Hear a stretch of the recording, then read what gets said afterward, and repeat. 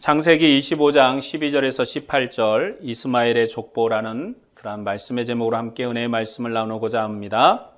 창세기는 애굽에서 해방되어서 가나안 땅으로 전진하는 하나님의 군병들에게 그들이 세상의 장자된 백성이고 세상 만민을 복주는 백성임을 알려주기 위해서 기록되었습니다. 그래서 이 창세기는 이스라엘의 기원과 아브라함을 왜 가나안으로 부르셔서 경배를 받으시고 복의 근원으로 사명을 주셨는지를 가르쳐 줍니다. 그래서 창세기는 이스라엘의 정체성입니다. 그리고 그들의 기원과 존재 이유와 사명을 가르칩니다. 오늘은 이스마엘의 족보에 대하여 살펴보고자 합니다. 지난주에 말씀드린 것처럼 아브라함이 이제 죽었습니다. 이제는 창세기는 아브라함의 아들의 이야기를 하려고 합니다. 아브라함의 아들들이 어떻게 번성했는가 하는 이야기를 하면서 이스라엘의 족보는 이러하다고, 아브라함의 아들 이삭의 족보는 이러하다고 족보 이야기를 시작합니다. 그런데 이삭의 족보와 이스마엘의 족보를 한꺼번에 언급하지 않고 따로따로 언급을 합니다. 이삭은 아브라함의 약속을 상속한 아들이지만 이스마엘은 그렇지 않기 때문에 각자가 상속받은 것이 다르므로 따로따로 말하는 것입니다. 이 이스마엘의 족보는 역대기 1장에도 기록되어 있습니다. 여기에는 함 족속 그리고 이스마엘과 아브라함의 후처의 소생의 족보가 기록되어 있습니다. 역대기는 바벨론 포로로 잡혀갔다 돌아온 백성에게 그들이 비록 70년 동안 바벨론 포로 생활을 했지만 그들의 사명은 창세기처럼 만민을 복주는 백성이며 다윗 왕의 나라는 무너지지 않고 영원하다는 말씀으로 이 역대기 성경을 기록했습니다. 그래서 아담부터 이야기하는 족보 속에 함도 있고 이스마엘도 있고 아브라함의 후처들도 있어서 모두가 다 그들이 아브라함의 복에 영광에 참여하고 있음을 말합니다. 본문 12절의 말씀을 보겠습니다. 사라의 여종 애굽인 하갈이 아브라함에게 낳은 아들 이스마엘의 족보는 이러하고, 누구누구의 아들은 이러하다 했을 때는 아버지를 상속받은 아들에 관한 이야기입니다. 이 이스마엘이 아브라함의 상속자였다, 아브라함의 것을 누리고 아브라함의 것을 받았다라고 하는 의미입니다.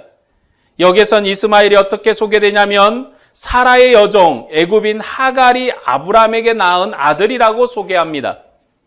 그러나 19절에 보면 아브라함의 아들 이삭의 족보는 이러하다라고 말합니다. 아브라함의 아들 중에서도 종과 본처가 낳은 아들은 다르게 설명하는 것입니다. 종이 낳은 하갈과 이 하갈을 통해서 낳은 이 이스마엘과 본처였던 사라에게 태어난 이삭은 다르게 표현하는 것입니다. 이와 대조되는 족보가 바로 노아의 아들들의 족보입니다. 노아에겐 아들이 셋이 있었는데 그 셋 아들 모두가 다 노아의 상속자이기 때문에 노아의 족보에서는 이 노아의 아들 한 사람 한 사람 따로따로 얘기하는 것이 아니라 한꺼번에 쭉 얘기를 합니다. 왜냐하면 그 세 명 모두가 다 노아의 상속자이기 때문에 누구는 어떠하고 누구는 어떠하고 이렇게 구분하는 것이 아니라 한 번에 쭉 서술합니다. 이 노아의 세 아들은 같은 노아의 자손이고 노아의 상속자이기 때문에 한 번에 말하지만 여기에서는 따로따로 이삭의 족보는 이러했다, 그리고 이스마엘의 족보는 이러했다라고 따로따로 언급합니다. 그러나 누구의 아들의 족보라는 형식은 같이 사용하고 있습니다. 아브라함의 아들이었다라는 형식은 같습니다. 이스마엘이 상속받은 것과 이삭이 상속받은 것이 달라서 족보의 형식을 다르게 표현하는 것입니다. 이스마엘을 소개하기를 사라의 여종 애굽인 하갈이 아브라함에게 낳은 이스마엘이라고 합니다. 여기에서는 여종이 낳았다는 것을 강조합니다. 이삭에 대한 소개에서는 사라가 이삭을 낳았다는 말이 없이 아브라함의 아들이라고만 소개합니다. 이 이스마엘만 특별하게 그의 출생이 종의 출생이라고 언급합니다. 똑같은 아브라함의 아들이지만 이삭은 상속자이고 아브라함의 장례식의 상주였습니다. 그리고 번성하는 것도 종의 아들이 번성하는 것과 아브라함의 상속자인 이삭이 번성하는 건 다릅니다. 그런데 이삭이 아들을 낳았을 때 아버지만큼 어려움을 겪었습니다. 이삭도 60세가 되도록 아이가 없다가 쌍둥이를 낳았는데 그 쌍둥이를 낳을 때도 하나님이 말씀하시기를 큰 자가 작은 자를 섬길 것이라고 했습니다. 여기에 있어서 상속권이 누구에게 있는가 하는 문제를 언급합니다. 이 이삭의 번성은 하나님의 약속을 따른 번성이었다면 이스마엘의 번성은 그냥 힘에 의한, 그들의 삶에 의한 생육하고 번성하는 그러한 번식이었다는 것입니다. 본문 13절에서 16절 말씀입니다. 이스마엘의 아들들의 이름은 그 이름과 그 세대대로 이와 같으니라.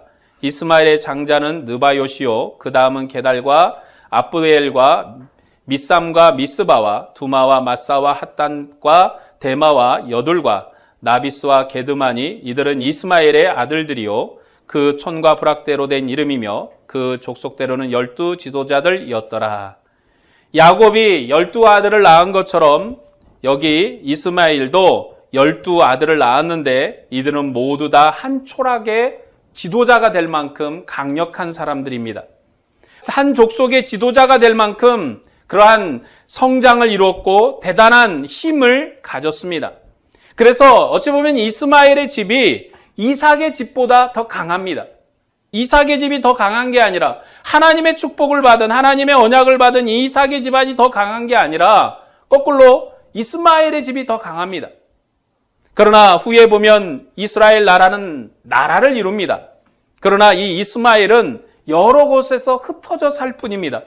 어떤 민족의 지도자도 없고 나라를 형성하지 못하고 그냥 촌락으로 이루어지는 것입니다. 이스마엘 집안이 이렇게 번성하는 동안에 이삭은 아직 아이도 낳지 못하고 있었습니다. 그리고 겨우 낳은 아들이 컸지만 서로 분쟁해서 큰아들이 작은아들을 죽이려고 했습니다. 그리고 야곱의 어머니는 야곱이 돌아오는 것도 보지 못하고 죽었습니다. 그러나 야곱은 20년 만에 12아들과 돌아와서 아버지 장례식을 했습니다. 이처럼 이삭의 번성 방식과 이스마엘의 번성 방식은 다릅니다. 이삭은 하나님의 은혜로 번성한 백성입니다. 그러나 이스마엘 그도 아브라함의 자손이기 때문에 하나님께서 그를 번성하게 하셨지만 그는 종의 아들로 번성한 것입니다. 이삭은 아들도 늦게 낳고 심지어 아들끼리 분쟁해서 큰아들이 작은아들을 죽이려고 했지만 아브라함의 약속이 그들에게 있었습니다. 그리고 야곱과 예서의 분쟁도 언약의 분쟁으로 상속에 대한 분쟁이었습니다. 이스라엘은 생육하고 번성하는 축복을 받았지만 이삭은 아브라함의 언약 상속자의 복을 받았습니다. 이제 이스마엘이 137세에 죽습니다. 성경에서 나이를 계수하는 경우는 무슨 의미를 가지냐면 하나님께서 그 사람과 생명의 역사로 동행한 날수를 계산합니다. 우리가 성경에서 날수를 계산하는 것은 아무 의미 없는 게 아니라 그가 137세 동안 하나님과 함께하는 삶을 살았다. 그건 무슨 의미냐면 하나님이 함께 하시기 때문에 복을 받았고 하나님이 함께 하시기 때문에 그가 세상에 여러 이름을 낼 수 있었고 그가 하나님과 함께 했기 때문에 영광을 얻을 수 있었다는 의미입니다. 이스마엘은 죽어서 자기 백성에게로 돌아갔습니다. 그것은 아브라함이 죽어 열조에 돌아가는 것과 차이가 나는 죽음입니다. 아브라함이 죽었을 때는 그의 열조로 돌아갔다. 그의 조상에게로 돌아갔다 말합니다. 근데 이스마엘이 죽었을 때는 자기 백성에게 죽어서 자기 백성의 땅에 묻혔다고 말합니다. 이것은 이스마엘이 죽어서 자기 백성에게 묻힘으로 아브라함의 언약 밖에 있음을 확증합니다. 여러분, 이삭이 죽었을 때는 그의 열조에 묻혔고 야곱이 죽었을 때도 그가 애굽에 있었습니다. 요셉에 의해서 애굽으로 갔는데 애굽에 있을 때도 자기 조상 아브라함이 팠던 무덤에 날 묻어달라고 유언했고 이 야곱이 죽었을 때 요셉이 그의 아버지의 시체를 그 아브라함의 무덤에 같이 묻었습니다. 조상의 무덤에 묻었습니다. 그러나 이스마엘은 아브라함의 무덤에 묻힌 게 아니라 자기 땅에 묻혔습니다. 왜냐하면 그는 아브라함의 상속자가 아니고 아브라함의 복음 받게 했지만 아브라함 언약 밖에 있는 자로 확증되었기 때문에 아브라함의 땅에 아브라함의 무덤에 같이 들어오지 못하고 자기 땅에 묻힌 것입니다. 본문 18절 말씀입니다. 그 자손은 하윌라에서부터 아수르로 통하는 애굽 앞 술까지 이르러 그 모든 형제의 맞은편에 거주하였더라. 이스마엘의 후손들은 가나안 땅 북쪽에서부터 애굽편 남쪽에 이르도록 온 지면에 흩어져 살았습니다. 한마디로 얘기하면 정말 많이 성장을 한 겁니다. 번성한 겁니다. 많은 사람이 생겼고 많은 민족이 이곳과 저곳에 흩어졌는데 북쪽에서 남쪽까지 가나안 땅 온 땅에 흩어져서 살았습니다. 이스마엘 후손들은 널리 퍼져 살았지만 그들은 한 지역을 차지해서 나라를 이룬 것은 아닙니다. 단지 가나안 북쪽에서 남쪽까지 널리 퍼져서 살았습니다. 이스라엘 백성이 애굽에서 나와서 가나안을 정복할 때도 그곳에 나라가 형성된 게 아니라 민족들이 있었습니다. 그냥 민족들이 있었고 그 민족을 그들이 정복해 나가기 시작합니다. 그런 반면에 이스라엘은 나라로 성장을 합니다. 하나님께서 나라의 모습을 갖추게 하시고 이제 한 부락이나 한 촌락이나 한 족장에 의한 지배를 받는 민족이 아니라 바로 나라로서의 모습을 갖추게 하는 은혜를 받죠. 이렇게 번성하는 것은 노아 족보가 이어지는 방식이기도 합니다. 하나님께서 생육하고 번성하는 복을 주셨고 셈의 족보는 구별된 족보가 되게 하셨습니다. 그리고 그 구별은 아브라함에게서 완성되었습니다. 그것은 생육하고 번성하는 족보로 온 땅에 충만한 복을 주는 족보인데 아브라함이 그 복의 근원입니다. 그래서 사라의 여종 애굽인 하갈이 낳은 아브라함의 아들 이스마엘도 아브라함의 씨이기 때문에 생육하고 번성한 것입니다.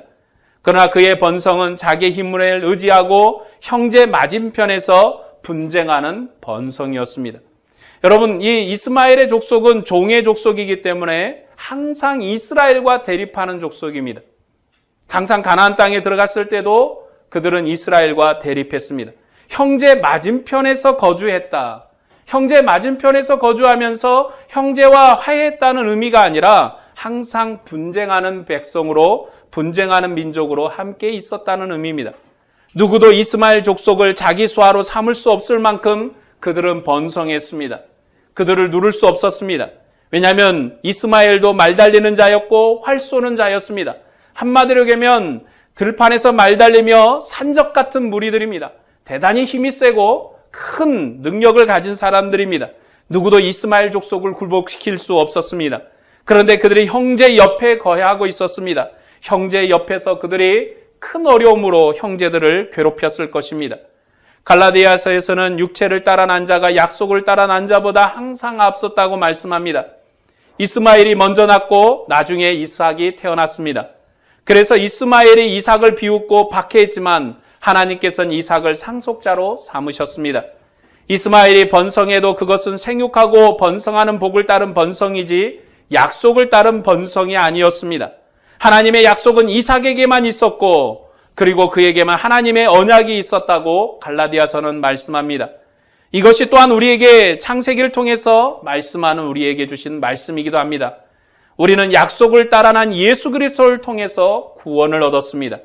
우리의 구원은 하나님의 약속을 따라 난 예수 그리스도를 통해서 받은 것입니다. 그런데 우리는 구원론 하면 개인의 선택에 의한 개인 구원론을 말합니다. 하나님이 영원전에 택한 이 예수님을 믿으면 예수의 핏값으로 용서를 받고 천국에 가는 것이라고 설명합니다. 그리고 구약이나 신약은 다 똑같은 구원의 방식이라고 말합니다. 하나님의 구원 역사가 길게 이어지지만 하나님이 택한 자를 뽑으려고 역사를 길게 하신 것뿐이라고 가르칩니다. 이렇게 이야기하면 역사가 사라지는 것입니다. 그리고 개인 구원에 의해서 긴 역사가 필요하다고 하면 역사 발전도 없는 것입니다.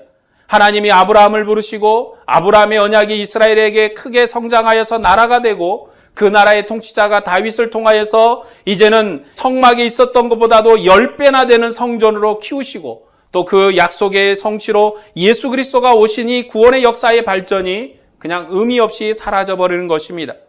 성경에 이야기하는 구원은 개인 구원론이라기보단 교회적 구원론입니다. 성경의 구원은 하나님의 아들 예수 그리스도를 왕으로 복종하고 섬기는 구원입니다. 성경의 구원은 나라적 구원이라고 할 수 있습니다. 하나님께서 새로운 이스라엘로 교회를 세우셨는데 이 교회의 머리가 만유의 주 되신 만왕의 왕이신 예수님이십니다. 그 왕이 다윗의 머리가 되셔서 온 세상을 정복하시고 모든 영광으로 하나님의 집에 들어오게 하십니다. 온 세상이 하나님의 집으로 돌아오는 것이 세상의 평화입니다.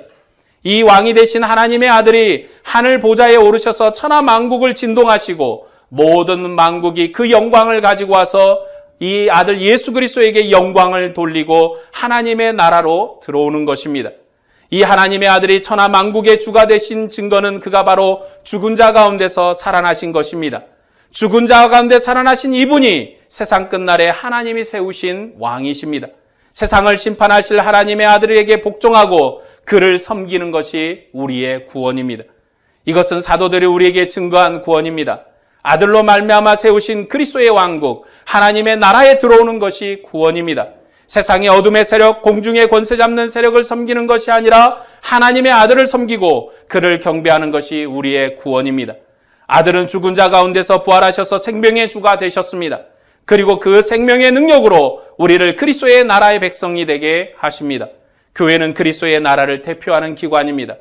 하나님의 아들 예수 그리스도는 교회를 통해서 세상에 그의 복음을 말씀하십니다.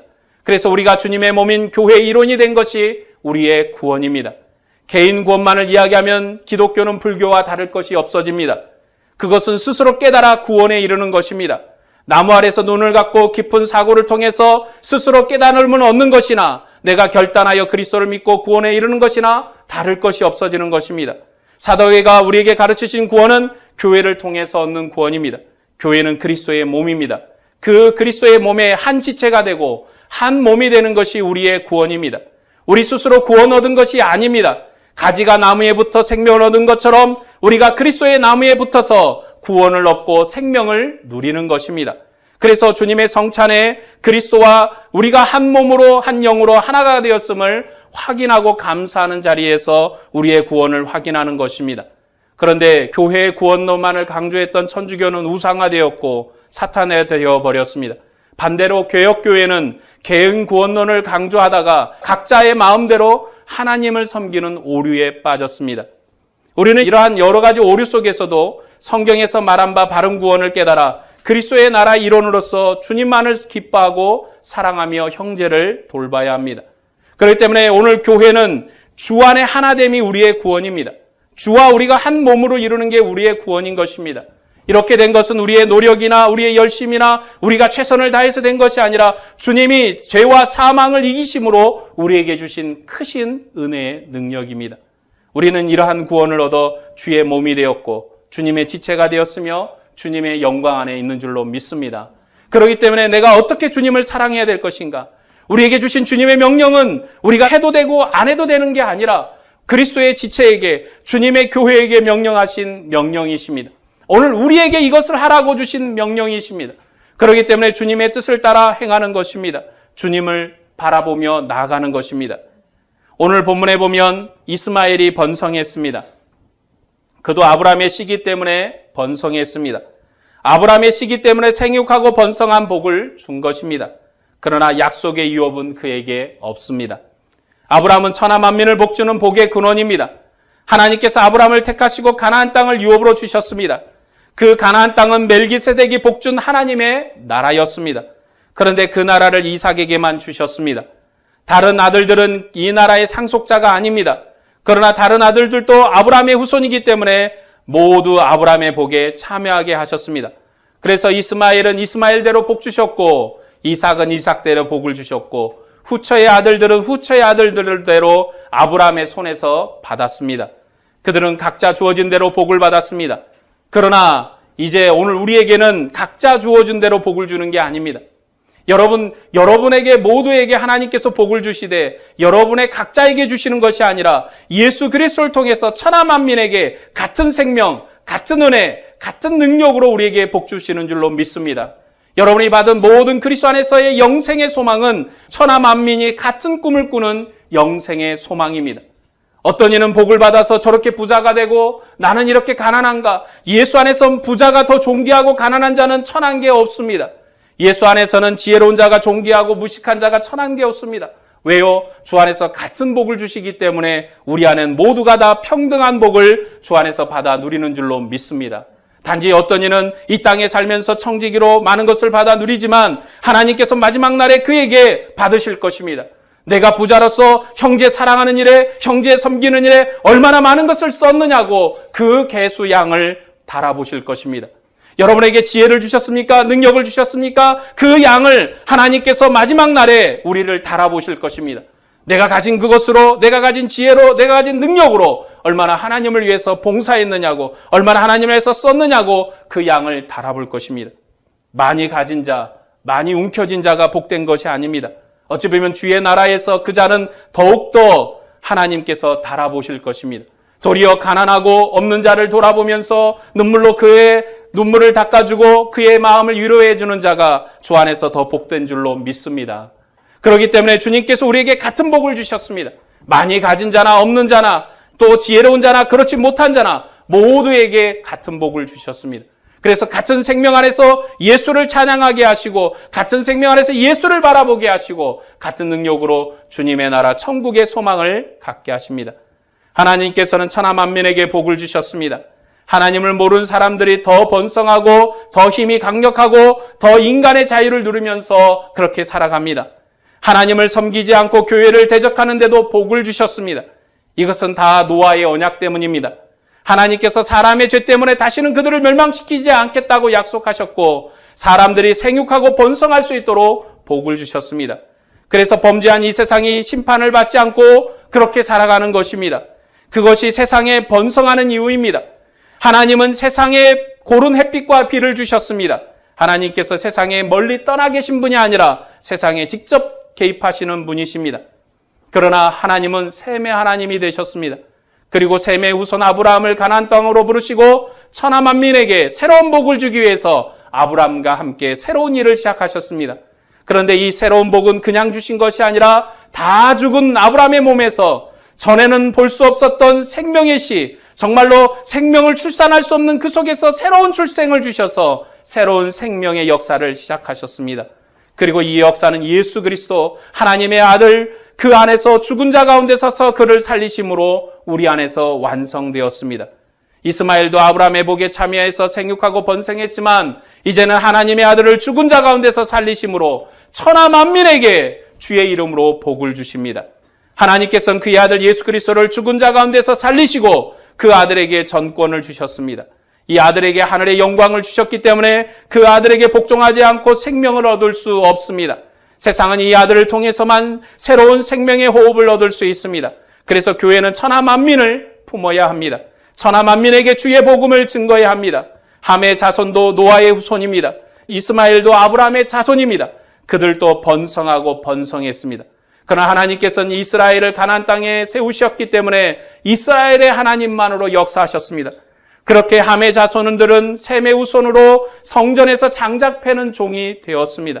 그리고 이스라엘이 가나안 땅을 차지했을 때 어떤 이방인도 어떤 아브라함의 후손도 그 땅에 들어오지 못하게 하였고 이스라엘의 민족에 들어오지 못했습니다. 하지만 하나님께서는 한 사람 예수 그리스도를 죽은 자 가운데서 살리셨습니다. 아브라함이 자기 생명을 다 포기하고 하나님을 믿고 순종했던 것처럼 하나님의 아들은 자기의 영광을 포기하고 하나님만을 시인하고 십자가에서 죽으셨습니다. 그런 그를 하나님은 죽은 자 가운데서 살리시고 하늘 보좌 영광을 주셨습니다. 그리고 그의 이름을 모든 이름 위에 뛰어난 이름을 주셨고 그의 이름을 창대하게 하셨습니다. 하나님의 전권과 영광을 받은 이 아들이 천하 만민을 그의 생명으로 부르고 계십니다. 그러므로 세상은 누구도 핑계할 수 없습니다. 주님이 이미 천하 만민을 부르셨습니다. 주님은 2000년 전에도 이미 천하 만민을 부르셨고 오늘 이 순간에도 주님은 천하 만민을 부르십니다. 예수의 이름으로 예수의 영광으로 천하 만민을 불러서 우리를 주님의 복음으로 하나가 되게 합니다. 그래서 교회가 복된 것입니다. 하나님의 영광으로 부름을 받았기 때문에 영광스러운 것입니다. 교회에는 천하 만민을 품어야 합니다. 세상을 품고 그들을 위해서 봉사해야 합니다. 우리가 복을 받았으니 세상은 망해도 된다고 생각해서는 안 됩니다. 요나처럼 산꼭대기에 자리를 펴고 앉아서 언제 니느웨 성이 망하나 하고 쳐다보면서 구경해서는 안 됩니다. 또한 하박국 선지자처럼 왜 의로운 우리는 망하고 이방은 이렇게 번성하는가 질문해서도 안 됩니다. 왜냐하면 하나님은 오래 참으심으로 천하 만민을 복주시기 때문입니다. 하나님께서는 한 사람도 멸망치 않고 모두 구원받기를 원하십니다. 하지만 하나님께서 노아 때 옛 세계를 물로 심판하신 것처럼 세상 끝날에 불로 정결하게 하시겠다고 분명하게 우리에게 말씀하셨습니다. 그러므로 교회는 힘을 다해 복음을 증거해야 하는 것입니다. 주님께서 교회에게 큰 사명을 맡기셨습니다. 오늘날 교회가 비록 약하고 특별히 우리 부활의 교회는 더욱 약하지만 하나님의 약속은 교회에 있습니다. 비록 우리가 미약하다 할지라도 우리는 사명을 감당해야 합니다. 세상의 권세의 특징은 교회를 핍박하는 것입니다. 하지만 이런 핍박도 교회의 영광이 될 것입니다. 이런 세상에서 우리의 위로는 그들의 권세가 영원하지 않다는 것입니다. 하나님께서 아들을 통해서 새로운 세계를 지으셨습니다. 이제 그리스도의 나라로 들어오지 않으면 세상은 생명을 얻을 수 없습니다. 이런 세상에 생명을 전하는 것이 교회의 사명입니다. 그러나 세상은 여전히 이스마엘 족속과 같습니다. 그들은 이스마엘처럼 자기 힘과 칼을 의지해서 번성합니다. 그리고 이스마엘 후손들이 한 족속을 이룰 만큼 강력한 힘을 가지고 있었던 것처럼 세상은 여전히 강력합니다. 우리는 이런 세상에서 자기의 힘을 의지해서는 안 됩니다. 하나님의 아들은 자기의 힘을 의지하지 않았고 아버지의 뜻을 위해서 죽기까지 복종하셨습니다. 그래서 우리도 자기의 힘이 아니라 죽기까지 순종하시는 아들을 따라 살아야 합니다. 우리가 받은 생명은 썩지 않고 쇠하지 않는 영원한 생명입니다. 그래서 주님도 오늘 교회를 주님의 상으로 부르셔서 주님의 살과 피를 주심으로 영원한 생명을 주십니다. 구약 때 이스라엘 후손들이 가나안 땅을 차지하고 예루살렘에 성전을 세웠습니다. 그리고 하나님의 제단에서 먹는 특별한 은혜를 입었으며 하나님의 집에서 경배했습니다. 그러나 그들은 휘장 밖에서 썩어질 양식을 먹은 것입니다. 하지만 우리는 주님의 얼굴을 마주보고 주님의 품 안에서 주님의 상에 참여합니다. 하늘의 새로운 양식으로 우리에게 주실 때까지 이 생명의 양식을 먹고 마십니다. 이제 주님의 상에서 주님의 살과 피를 마시는 자는 주님의 영광으로 사는 것입니다. 주님께서 아버지로 말미암아 사는 것처럼 그리스도인들은 그리스도로 말미암아 사는 것입니다. 세상에서는 먹고 사는 것이 참으로 중요합니다. 그래서 세상 사람들은 먹고 사는 것에 관심이 많습니다. 무엇을 먹을까, 무엇을 마실까 고민합니다. 그러나 세상에서 먹고 마시는 것은 잠시 있다가 사라질 것입니다. 그것은 아들이 우리에게 주신 영광과 비교할 수 없는 썩어질 것입니다. 주님이 우리에게 주신 선물은 고귀하고 아름다운 것입니다. 이 세상에 증거하고 전할 것은 바로 교회의 영광이며 주님의 영광이고 주님의 복음입니다. 주님을 사랑하고 믿음으로 사는 것이 교회의 영광입니다. 지금도 세상은 생육하고 번성하도록 복주신 하나님 때문에 여전히 하나님을 모르고 살고 있습니다. 우리도 전에 그와 같이 살았습니다. 우리도 하나님을 모르고 하나님을 대항했던 진노의 자식들입니다. 그러나 하나님의 자비하심이 우리를 살리셨고 교회의 일원이 되게 하셨습니다. 그리고 우리에게만 생명을 주신 것이 아니라 천하 만민에게 하나님의 생명으로 복을 받게 하십니다. 천하 만민을 복주는 사명과 이 은혜의 일을 오늘 우리에게 맡기셨습니다. 교회는 이러한 영광을 주셨으니 우리는 어떤 유혹에도 우리에게 맡겨진 사명을 따라 주님의 복음을 증가하시기를 바랍니다. 우리의 힘을 의지하지 말고 주님만을 의지해서 복음을 증가하시기를 바랍니다. 여러분 모두가 천하 만민에게 복주는 복의 통로가 되시기를 바랍니다. 오늘도 주님의 신실한 백성으로 천하 만민을 복주는 그러한 백성이 되시기를 주님의 이름으로 축복합니다. 기도하겠습니다.